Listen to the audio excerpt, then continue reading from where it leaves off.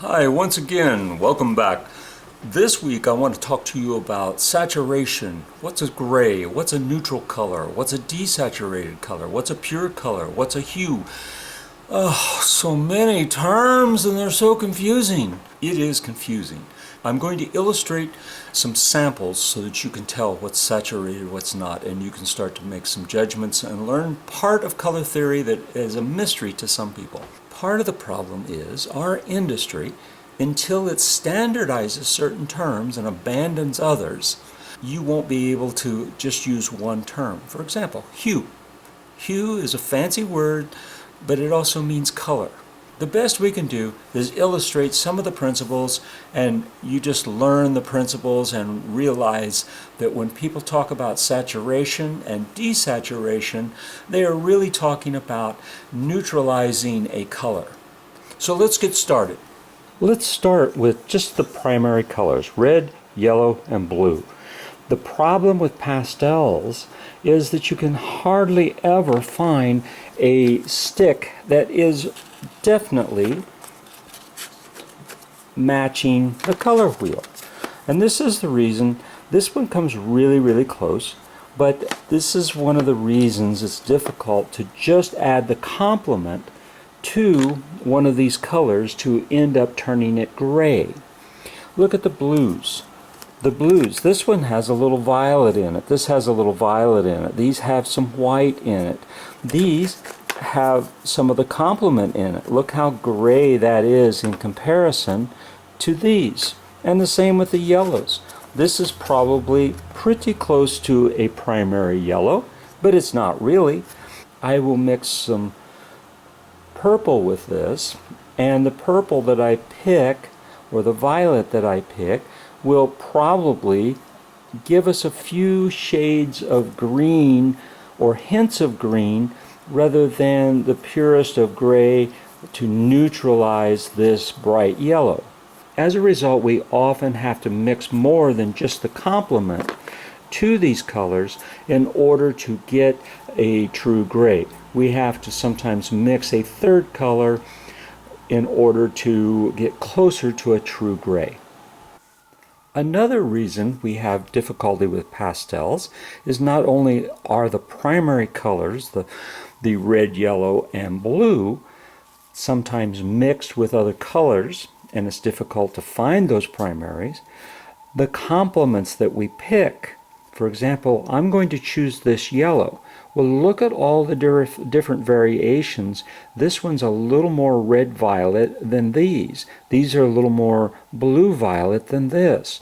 So finding the actual complement to this yellow is difficult because the pastel complements are also mixtures, the same as the primaries are. You can see these oranges vary. This has a little more white in it. This is probably closer to a real orange, but it's a little on the red side. This one might be closer. There's the red I've selected that came closest to the color wheel, and you can see these greens are slightly different from one another. So I'm going to pick one of these complements and illustrate now by spreading these out, and I will show you what I mean. It's going to take a third color to get something closer to a neutral gray. Okay, that's the red that I showed you. This is the blue.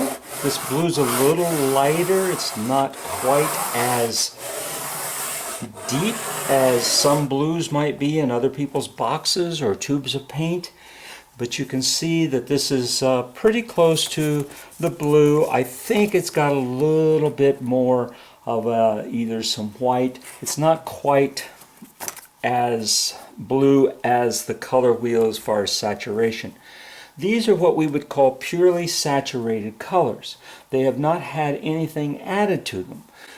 They are as close to saturated as my collection of pastels can be for this particular value of red, yellow, and blue. Now, I'm going to keep this side the pure color, and I'm going to gradually start adding in the complements to this side. And you'll see then we should get a gradation when we blend. You should see how this works.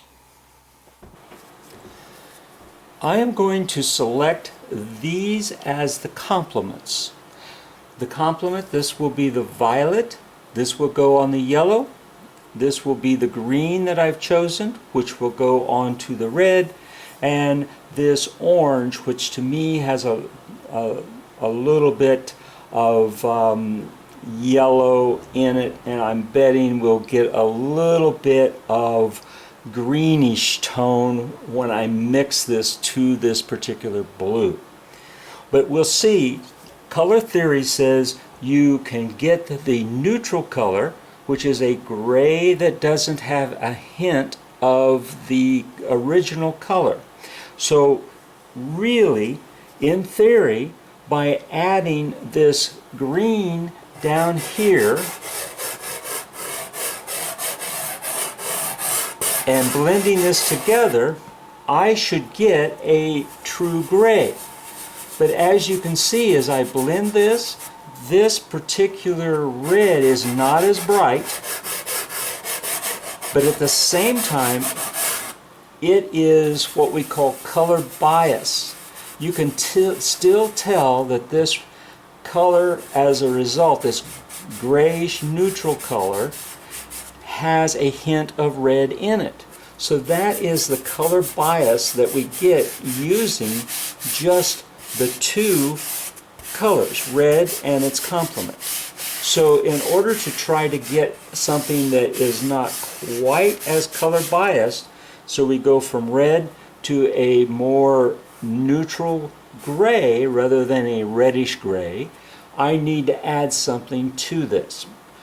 But let's try these other colors first. So this is our yellow, and this is our violet added to the yellow. And again, our goal at this end that I'm working on is to come up with a true gray. And so I'm only adding the complement, or as close as we can find in our box, to this yellow.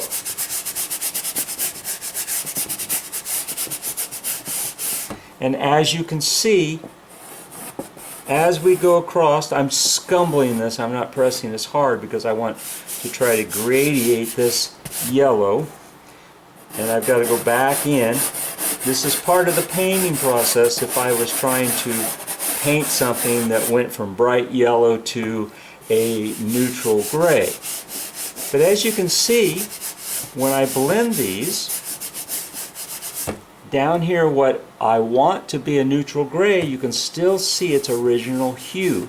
Its original hue is the yellow. So we have color bias trying to use the complement. And as you can guess, what are we going to have here? We're going to have color bias there too.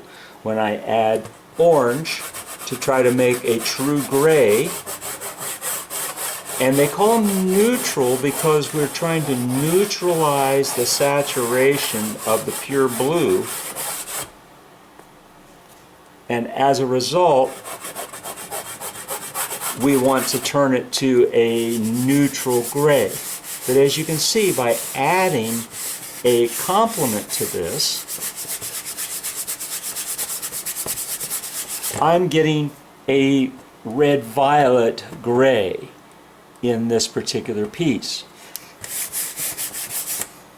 I can add some more blue to this in an effort to get the red out, but then I have a color bias. It is not as bright or saturated.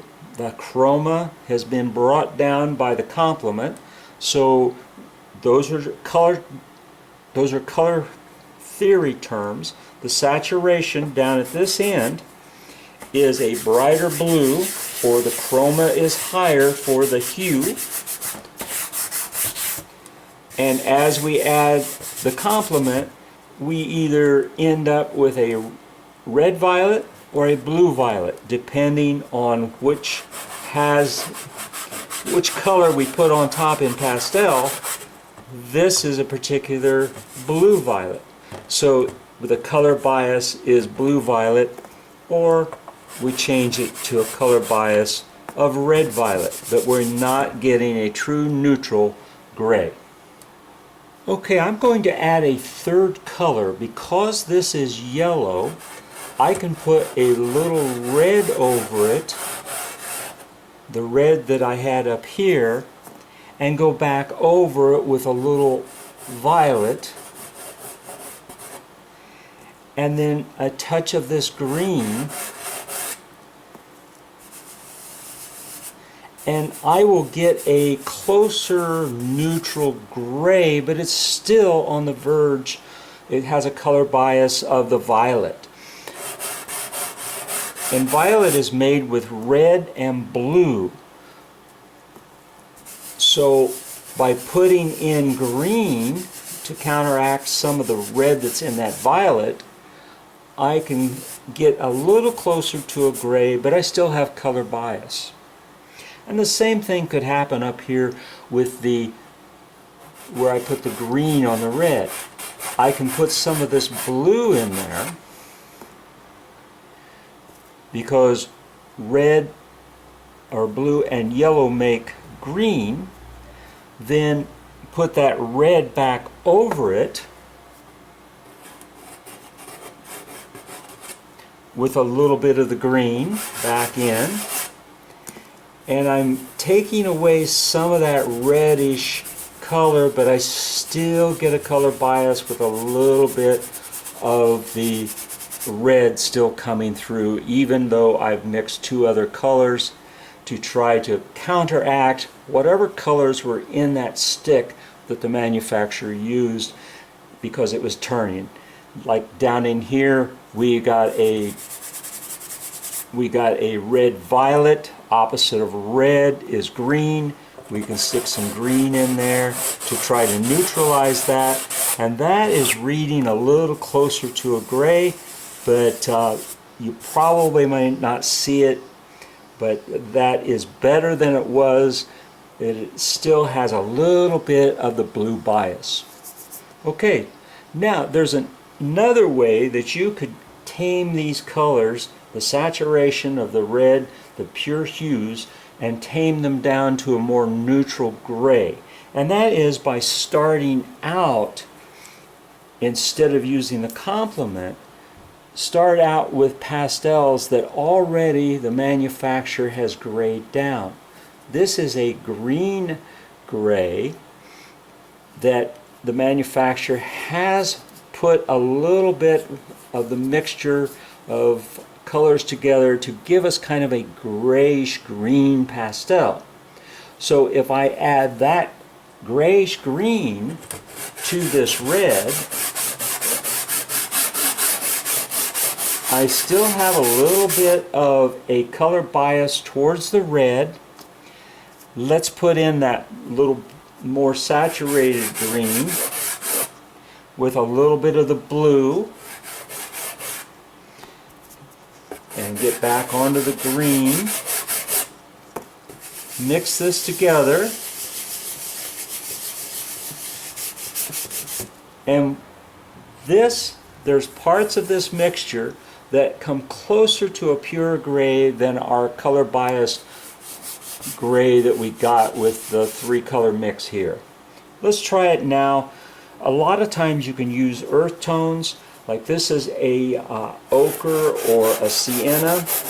A lot of times you can blend this as one of your grays, and this is giving me a little bit of a greenish tint to that yellow. So the opposite of green is some red. We'll stick some of that in there, and we'll get some of that color that we used up here that had a little yellow, and we'll get our violet in there too. Again, we're mixing three colors, and I can tell you visually in person that this is a little closer to gray. It still has a yellow bias, but it is better, closer to neutral than this violet yellow that had a violet bias at this end. So this has a little more of a yellow bias, but it is closer to a gray.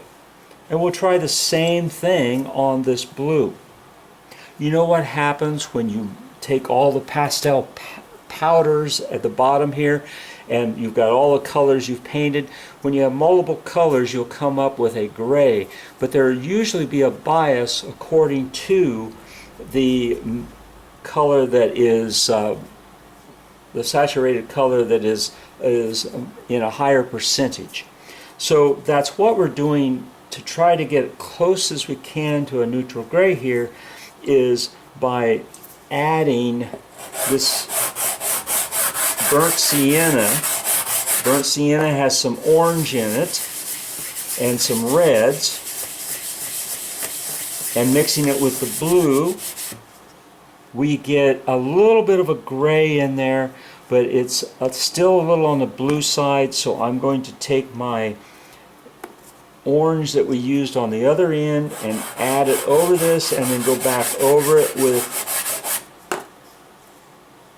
I'm going to go back over it with the blue and see if I can't blend it. And with that burnt sienna underneath, burnt umber, if I had that, I would try that. And this is a little less biased than this. If anything, this almost has a red violet in it, but it is closer to a true gray than this.